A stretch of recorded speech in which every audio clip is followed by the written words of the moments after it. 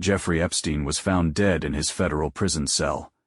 No camera footage, no witnesses, a broken neck, and a cause of death that the world's most powerful people needed to be suicide.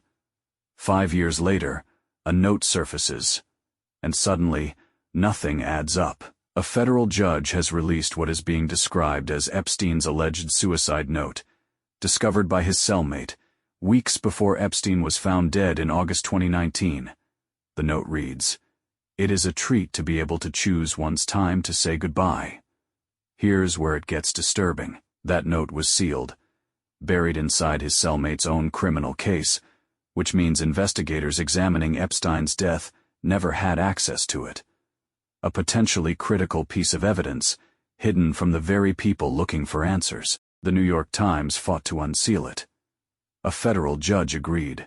And now, everyone has questions the government doesn't want to answer. New York's medical examiner ruled it suicide, but the forensic pathologist hired by Epstein's brother called it homicide by strangulation.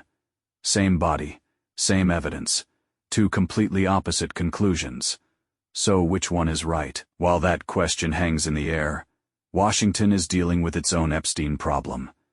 Howard Lutnick, U.S. Commerce Secretary, once Epstein's next-door neighbor in Manhattan.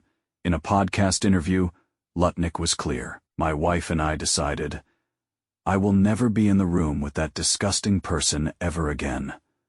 One visit, absolutely done." Then the Epstein files dropped.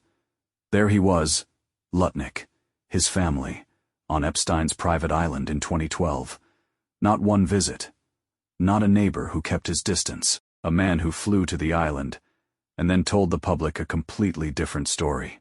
Lutnick admitted the mistake, but the House Oversight Committee wasn't satisfied. They called him in. The hearing was held behind closed doors. Democrats didn't wait for the transcript. If Donald Trump had seen the video transcript, he would have fired Howard Lutnick. It was really embarrassing. The Commerce Department pushed back, saying Lutnick answered nearly 400 questions, and that his encounters with Epstein did not constitute a relationship. 400 answers, and somehow, still more questions.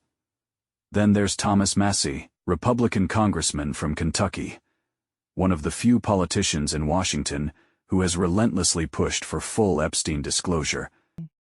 The people who are funding the Arch, the people who are funding the rebranding of the Kennedy Center, these are the people who are also funding my opponent. These are the people who have the ear of the president. These are the people who are dominating our foreign policy decisions. They're the billionaires. And these are also the same people who are in the Epstein files.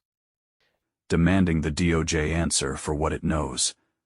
That made him a target. President Trump called him, and this is a direct quote, "a complete and total disaster as a congressman, and frankly, as a human being," and then endorsed his opponent in the upcoming Kentucky Republican primary. Massie didn't back down.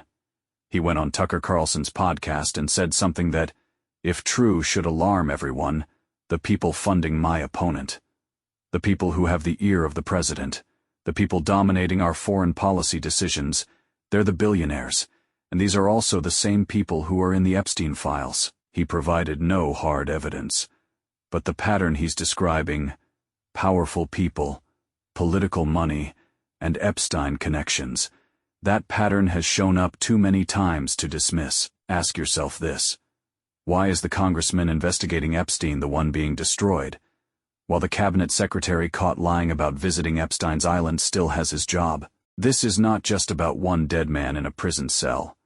This is about who knew, who visited, who protected him for decades, and who is still, right now, making sure the full picture never comes out. The note might be real, it might be planted. What we know for certain is this: every time this story surfaces, someone powerful gets uncomfortable.